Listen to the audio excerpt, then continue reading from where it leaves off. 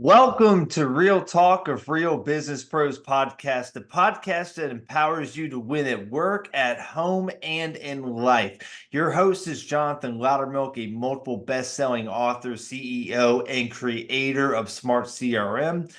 This show's mission is to bring you valuable insights, inspiration, and real-world strategies from the world's leading business minds. Get ready to start winning in every area of your life. Let's start the show. All right. Welcome to another episode of Real Talk of Real Business Pros. It's your boy, Jonathan Loudermilk, your host with the most. And I've got a fellow brothers in arms here who comes from the fitness industry. So we're going to be chopping it up about the path of getting what you're worth as a fit pro. And for those of y'all that know me, that's my background. So we're going to have a really jam-packed episode full of value, and we're going to have some shenanigans along the way. But before we get started, if this is your first time tuning in, I just need you to kick back, relax, enjoy the show. Your gift to us is that you're taking time out of your valuable day to invest in yourself by listening to this podcast. However, if this is your second, your third, your fourth, your fifth, your umpteenth time, you know what I need you to do. I need you to like, I need you to subscribe, I need you to send this to a friend in need. I promise you they'll give you a big old hug and thank you when they get the gold nuggets from this episode. Because it truly helps support the channel, because I'm truly on a mission that I want to help my fellow brothers and sisters get what they're worth in every area of their life, which is why I bring on rock star guests like Devan Gonzalez that we have today. Speaking of Devan, Devan is the founder and CEO of Strive 11 Fitness International. He is also the podcast host of the Mindset Cafe. With that being said, Devan, thank you so much for taking time out of your busy day to come on to the show and chop it up for a little bit. I'm honored to have you here today, sir. No, thank you so much for having me on. This is awesome. Yeah, man. So, dude, it's so cool, like, when I get to connect with someone that's been on that same path as me, coming from the fitness space, because, like, it's just something about, like, when you work in an industry, like, at the end of the day, like, business is business, right? But there's just something about that's unique to each industry. So there's just some things about fitness that, like, I'm sure you and I could just talk about for hours, and it would just get lost in our own little world. Because there's just things within that world that you don't really get exposed to unless you spend enough time in there. But what I want to hear from you, man, which, dude, I just love it, is like when one of our brothers breaks through the grinder of that typical trainer, right? That's working like 10, 12-hour days, and, you know, they end up burning out. And most of the time they end up having to go to a completely different industry. But not you, my friend. You've broken through and you've become the king within that kingdom. So I want to hear the origin story, man. Like, where did all this start? And tell us the road of how you got to where you're at today. No, yeah, definitely. And I completely agree with what you're saying. It's not, someone basically told my sister-in-law the other day that he knew me, and he was working at a restaurant now as a bartender and stuff. And he was like, man, I know Devan. Like, he's actually one of the trainers that I've heard over the years that actually did what he said he was going to do and open a gym. So it was like kind of like a realization to myself. I was like, man, damn, I haven't heard a lot of people, say that they're going to do that. And, for me, it was not a matter of if, it was just a matter of when. So, but yeah, like, I started off in actually the martial arts space, right? I was a martial arts instructor from the age of 13, working under the table. I'm not going to mention where, so, but, it was one of those things where I got my black belt. I was a martial arts instructor. And so there was that fitness aspect always tied to it, right? And with that being said, there's also a form of leadership that you get. You learn how to teach. And I was teaching kids that are younger than me, kids that were older than me. I was even teaching adults. And so you start to learn to develop like this different persona of yourself and how to speak to different age groups and stuff. As even from a young kid, it was taught to me now. And then I went to college and, went the general route of, I'm just going to get a business major because that's what everyone does. Mm-hmm. And then the martial arts studio wasn't really working with my college schedule. So I ended up switching over to getting certified as a personal trainer. And I was like, man, this is a perfect college job. Like, I can work when I want. I can work around my class schedule. And then I think I took like an accounting class, and I was like, yeah, business is not for me. Like this major is not for me. I do not want to keep doing Dude, this. that was me in statistics, dude. Like, I'd take that class twice in college, and that was the only class that I had to drop, that I had to take. It was a freaking math class anyway. I feel your pain. No, exactly. And like for me, math has always been easy, but it was the fact of like, since a lot of math is easy, it was boring too. And like my accounting class was at 8 a.m. I would show up and I was literally dozing off. And as the teacher was talking, and I remember I felt like I fell asleep one time. My head hit the desk and I like jumped. Everyone looked at me, and then I literally just walked out of the class. I was like, "This ain't for me." So you learn. But then, with that being said, I knew other people in college that were doing other majors, so that's where I learned about kinesiology. And since I was doing personal training, I was like, "Wait, I can get a major in this? This is way more interesting." Yeah. So switched my major and got my degree in kinesiology. And after college, I was still working as a personal trainer. The pay was good. And my original idea was like I was going to go the firefighter route, and my dad's a police officer, so I was going to go the firefighter route. But then I started liking personal training more and more, and I realized I was like, I can make more and have more flexibility with what I'm doing. So I was just going to go the firefighter route for that comfort, that comfort route, right? There's the less strain, you get a normal paycheck, but that just wasn't me. So I ended up going my own route and actually launching my personal training company, grew that to 6 figures, and it was awesome, right? And Nice. So that whole time when I was doing it, for me, I was telling my clients to go to these boot camps in between our sessions because personal training is not cheap. Like I wasn't the most expensive trainer, but I also wasn't the cheapest trainer. And I trained, collegiate athletes to professional boxers to just the normal, average Joe at the gym. But also then I started training people with like, special needs in terms of like Parkinson's and all that kind of stuff. So I started having a spectrum of clients. And so I was always the busiest trainer in any gym that I went into, right? Just being adaptable. Yeah. But that next route was like, okay, well, I am my business. And so I started trying to figure out like, I want to open a gym, but I don't want to just open another gym, right? And I live in Los Angeles, so there's gyms on every other street. So I started developing a program that's a little bit different than, actually, I wouldn't even say a little bit different. It's a lot different than the other gyms on the market. And we launched 3 years ago, and it's been growing ever since. We have, 5 trainers on staff. Then we launched our franchise company, and that was always my end goal was like, I want to launch a franchise and be that start of a franchise just because it's the path that not many go.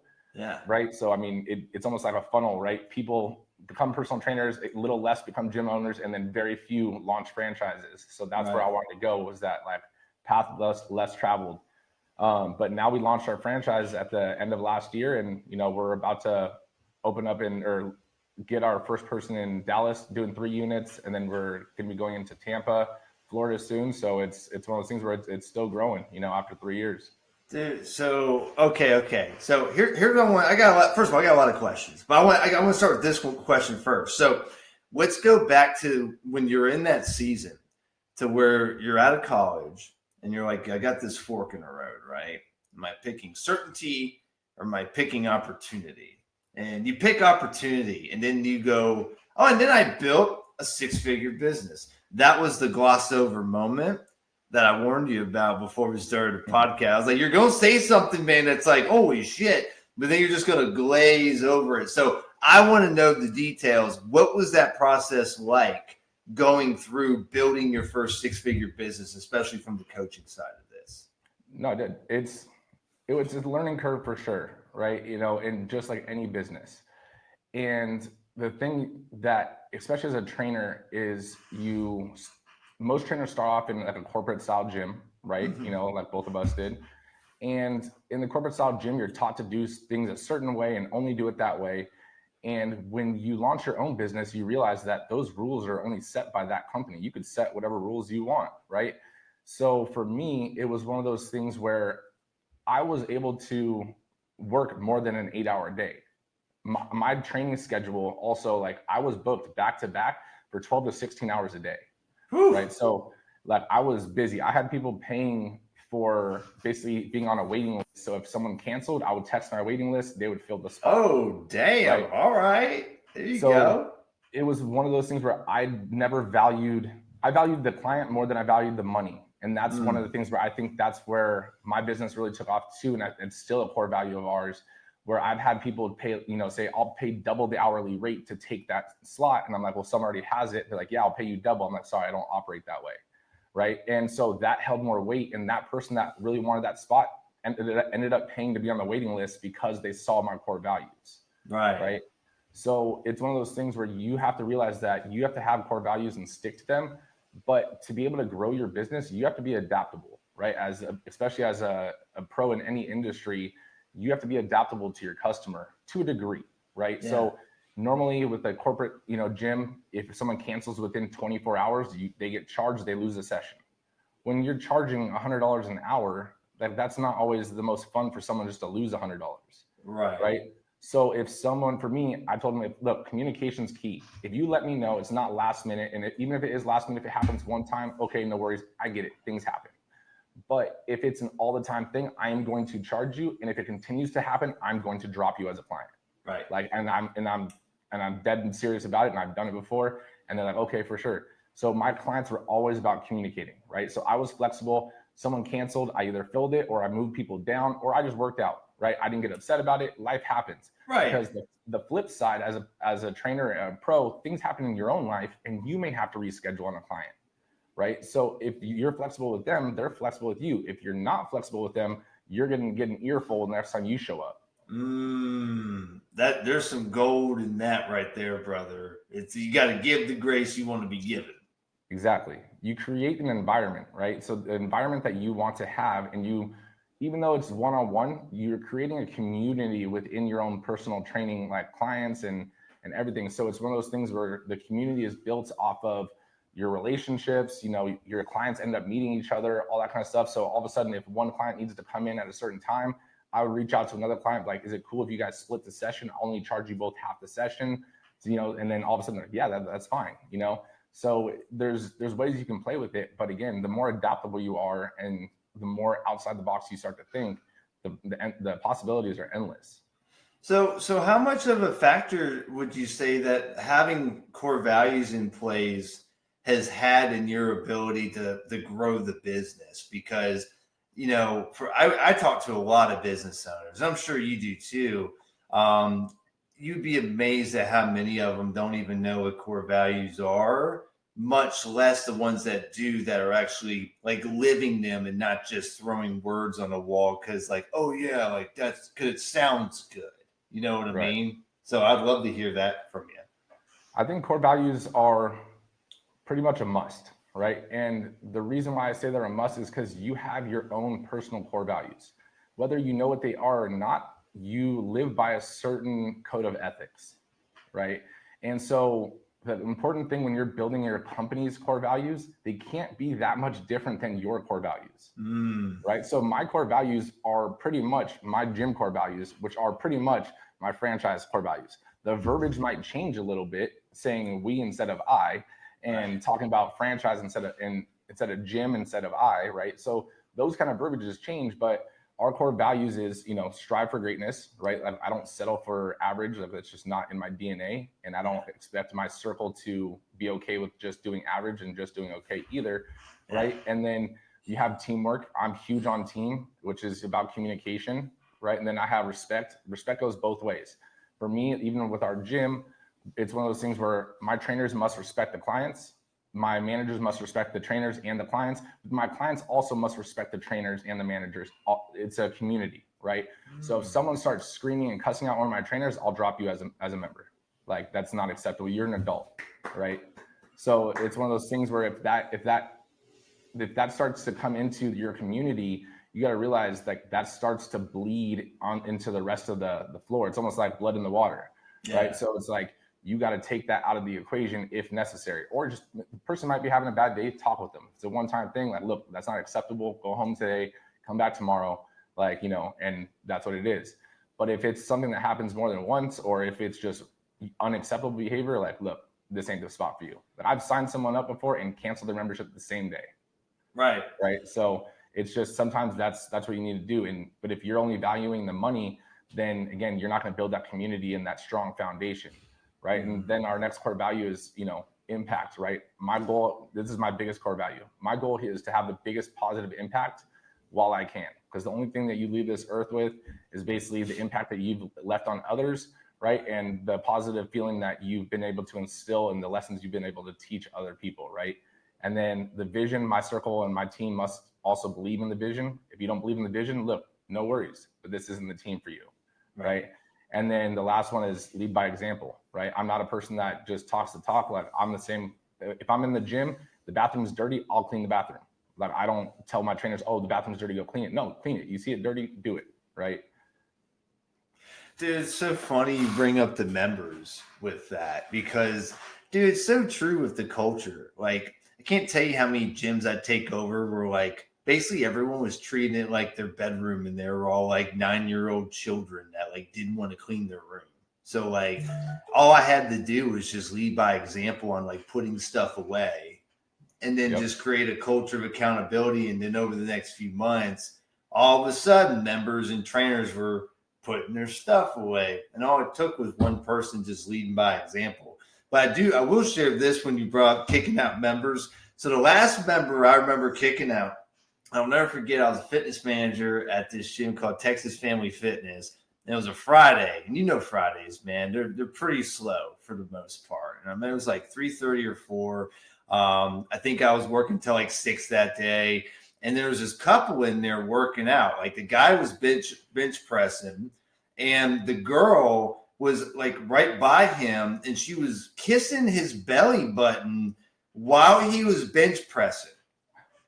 So after I watched in amazement at first, I was just like, shit, that's kind of impressive. And then after a while, I was like, yeah, you can't be doing that. I started getting members complaining and now I'm like, all right, I have to do something now. So I had to go explain to this couple about how belly kisses just aren't acceptable in this gym. And it was it was so hard for me to keep a straight face when I was talking to, and they started getting mad too. I was like, are y'all for real gonna make me have this conversation on Friday about kissing belly buttons? I'm like, you know better. You can't be kissing belly buttons. Come on. I'm like, that's cool. I know y'all love each other, and I'm happy for you. I really am. But y'all can't be kissing belly buttons in the middle of the gym. And then I was able to talk them out of it, but I was this close to like, dude, I'm about to like revoke your membership over belly kisses. Like, people wouldn't believe the stories that you encounter as a gym professional or in any position in working in a gym. Like, there's stories. Dude, we could write a whole book, I'm sure, just on stuff like that. The underbelly of what's going on. But anyway, man, that's where my brain, like my ADD brain jolted to. But dude, I'm so glad that you're hammering home the core values, because that's one of my biggest things. Like if people ask me like, hey, Jonathan, if there's one thing you wish you had started sooner, what would it have been? It'd been core values, man, because it's kind of hard to know where you want to get to in life if you don't have a map or at least some sort of filter that helps you with your decision making, right? Because like you said, once you become an entrepreneur or you step outside of that other gym or that company you're working for, you're like, dude, I don't have any rules. I don't have any limits. But that's also part of the problem. It's like I can do everything, but you can't do everything. You can do anything, but you can't do everything.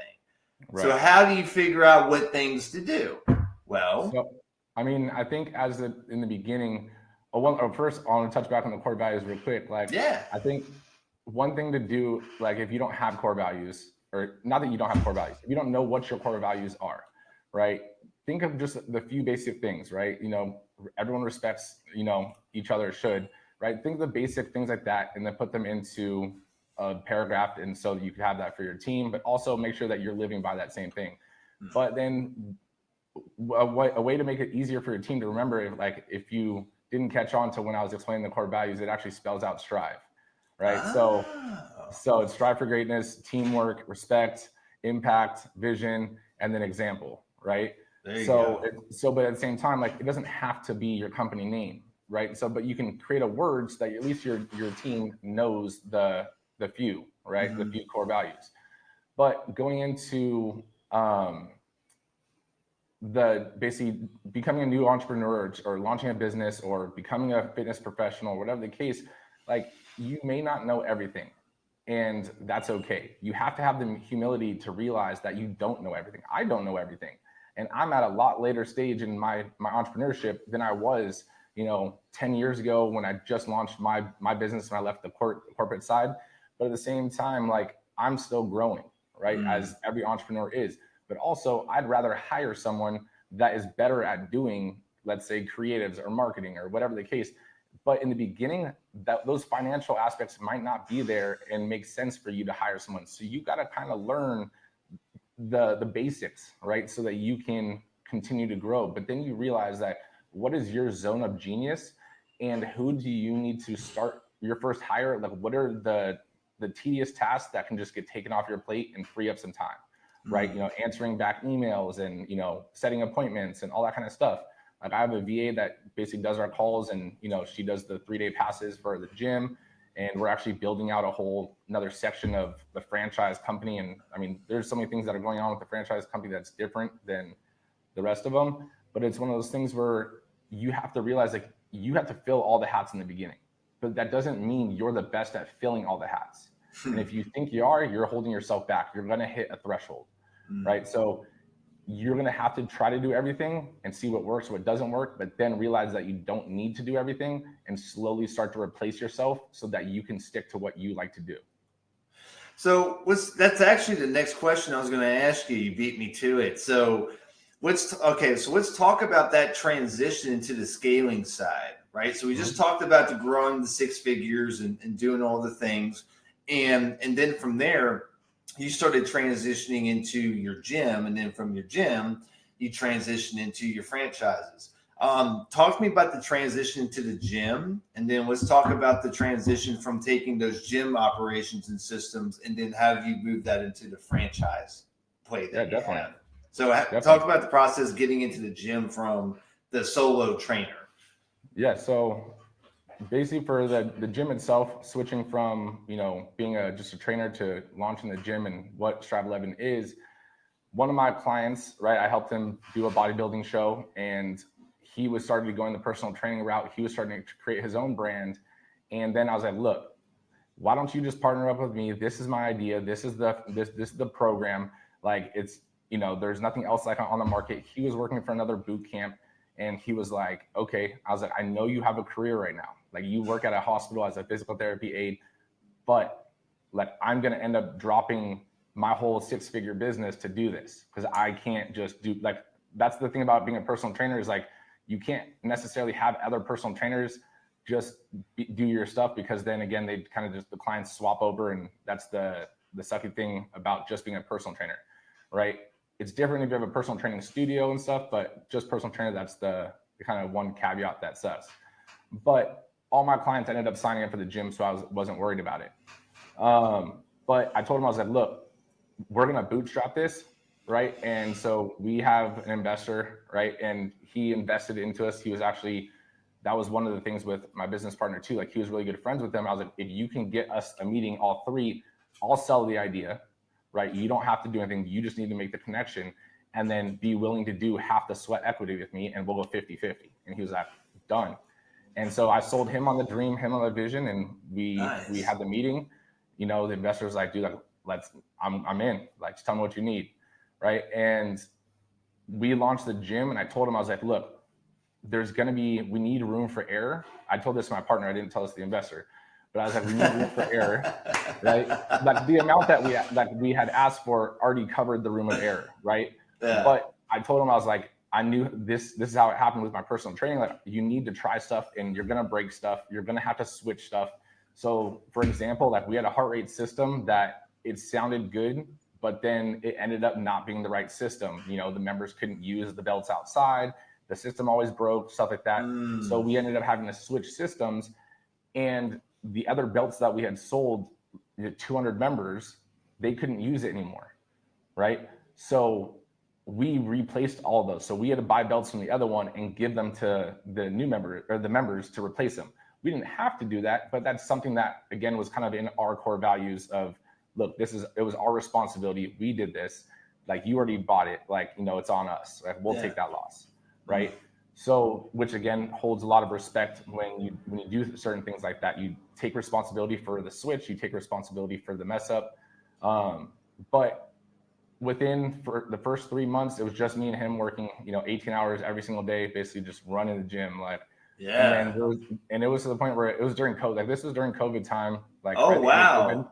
Yeah. So we negotiated, got a COVID deal on our building for the first 2 years with a 5-year option. We're in that 5-year option now, but we took a risk at already a risky time, and it paid off. But it was just me and him. And like, he got hit with COVID, so he was out for a week. So then it was just me working 18 hours a day. Holy crap, dude. And then he lost his voice, and I lost my voice. So literally members were coming in, and I was literally just like pointing out, Silent Bob and that shit, man. You adapt, right? You adapt, so there was funny times with all that kind of stuff, from me sleeping in the gym for a week when my wife caught COVID. Like, I was just trying to stay away. And wow. my wife was pregnant too. So I was like, look, I don't want to bring this back to you. If you are sick or not, like, I'm just gonna let you have the house for the week. I'm gonna sleep in the gym, which was already, it's miserable when you wake up in the same spot and you have to go to sleep in the same spot. And it's like, but yeah. So we hired our first employee after I think it was 3 months, and she was only part-time. And that was a lesson learned, where it was help that we needed, but we hired someone that was in the industry. We thought that they would give us some tips and tricks on, past gyms boot camps they worked at. Didn't end up paying off that way. We had to part ways with them after like 6 months. But we had already hired our second employee at that 6-month mark, and he's still with us. He's actually one of the managers at the gym. Like, he's awesome. So now we're up to like 5 trainers. And then it got to the point where it was like, okay, I think it was the end of 2022. In December, I just told my business partner, I was like, we have a decision to make. And because I was like, we're playing the delayed gratification. Like, I was like, we're just throwing everything in, and every time we're making money, we're putting it into scale. We have a CRM company, the podcast, like, we're keep growing our systems and stuff. Yeah. So I was like, we either open our second location or we launch a franchise. Yeah. Right? We know how much it takes to open the gym. We have more than enough to do that. Or we can launch a franchise. I don't know how much it's going to take to do that. It ended up being that launching a franchise is more expensive than opening one of our locations. Really? Right. Yeah. Like, from the legal fees to, we hired an advisor. The advisor we hired, I only hired him because he had launched his own franchise, grew to 400 units. Then it got acquired. And so I valued his actual expertise in walking the walk. Right. Right. But my reasoning behind it, because I do get this question a lot from people that I'm on the phone with, it was like, we could launch a second location. No problem. I'm not even at my location right now. Like, I'm barely even at my location, right? I show up on Fridays, because I want to be there and hang out with the guys and, see the members and stuff like that. But besides that, like, I'm there for the team meetings and stuff. But for that, it's like, my gym keeps running. The system is built to run by itself, whether you want to be there or not. Yeah. So it was also a realization where I've been teaching my business partner how to be a business owner, and he's grown so much. So now it was like, there's going to be a new level of teaching and understanding if we go to 2 locations. But if we launch the franchise as well, I can't do both at the same time, because I know you're going to be hitting that learning curve, as we both will. But at the same time, it's not right to give or divert my attention away from franchisees that can be investing this much. And I want our foundation to be strong, right? So for the first 5 that are coming on, it's like I'm very picky on the first 5, right? So we're already in the works of 3. So I'm only doing the first 5, and then I'm putting a hold on all new franchises until everything's smoothed out, and then we'll open until 10, and then again putting a hold on it. So that I have breaks put in place. And again, it's, as a business, you would think that you would want to just keep growing, but then you have other gyms, like, I'm not going to mention names, that are in the papers and stuff because they had deceptive sales and all that kind of stuff, where that's not what I'm about. Like, I don't care about being the fastest growing franchise. I want to be the strongest franchise. Like, I want it to be a no-brainer that you're going to come on and you're going to open 5 locations because you already know. Yeah. Well, I think what you touched on, man, is really key. Is, dude, you said it yourself. Your gym is running itself, and dude, that doesn't happen overnight. right? Now, obviously having systems and processes and obviously the coaching and support will obviously help someone get there a hell of a lot quicker than if they tried to piece all this stuff together on their own. But I think that's the issue with a lot of the franchise models out there is like you said, like they're focused on just rapid growth. So then the support isn't there. And then obviously the integrity of the brand goes down. And then it just hurts everyone across the board versus if you just focus on the quality, the quantity will naturally come from that.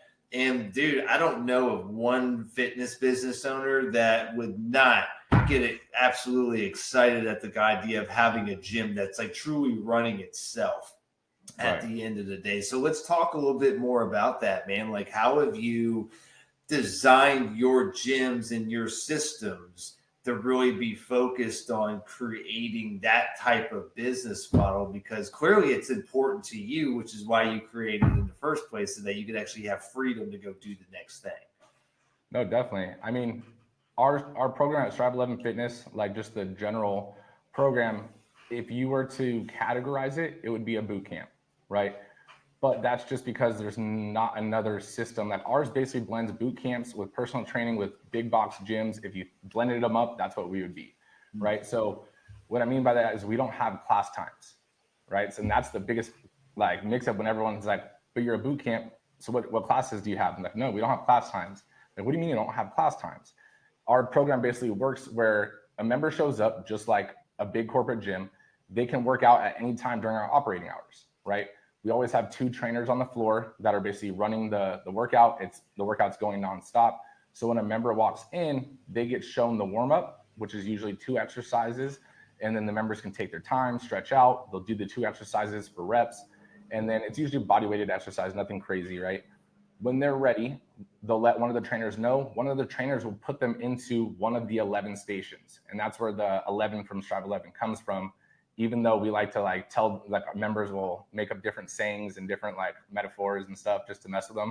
But then we tell them that's like 11 stations, right? But then all these stations change every single day, right? So it's not full body necessarily every single day. We have actually, each day is a muscle split. And then we have 5 different weekly muscle splits. So it's always rotating, right? So not every Monday you're going to hit legs, not every Tuesday. It always switches up. And then the pairings and muscles switch up. But the stations themselves are all off of one timer in the back of the room. So every station rotates together. So no one's waiting on each other. It's just free flowing, right? At the end of the stations, and I'll explain the stations again in a sec, but at the end of the stations, we have the 3rd phase, which is like the cool down station, which is abs. So usually, again, like the warm up, 2 exercises, you do it for reps, you stretch out. There's no time limit on those ones. But the stations themselves are a little over 2 minutes each, and then there's 30 seconds to transition to the next station, right? And during those 2 minutes, it's designed to be a sprint, right? But at the same time, if you're doing a single arm dumbbell bench press and you're switching every 5 reps, right? It's not going to be like if you're doing suicides or you're doing burpees or something like that. You're still going to be burning and fatiguing the muscle. But if you factor in like how long does it take you to do 3 active working sets, it's roughly about 2 minutes. Right? So if you just throw all 3 sets into one round, right? Someone can do a 30-minute workout and be in and out in 30 minutes. Now, our workout is designed to be able to fit anyone's schedule. So you can do it as fast as 30 minutes. You can go all the way upwards to 75 minutes, depending on what you want to do in your schedule, what your fitness level is. So one round from 1 to 11 is about 30 minutes, right? Members will do 2 rounds. So they'll 1 through 11, that's an hour. And then when you add into the warm-up, you add into the cool down, it's about 75 in total. But any combination of that is completely up to you. And then the last phase is like, the last part of it is like each station has a general exercise of the day, right? Let's say it's, box step-ups, right? Someone might not be able to step up onto the box, so they might be doing squats. Let's say they have a knee injury. One of the trainers might tell them to do push-ups on the box, or so that it gets adapted to each person. And then there's always exercises harder or easier depending on your fitness level, right? Now, we made it where it's systemized because the one factor like a lot of boot camps have is the personal trainers write the workout programs, right? And which is great. It's easier for the business owner. Yeah, that's what I was going to ask is like, who's doing the programming? So is it up to the trainer on that shift? Nope. No.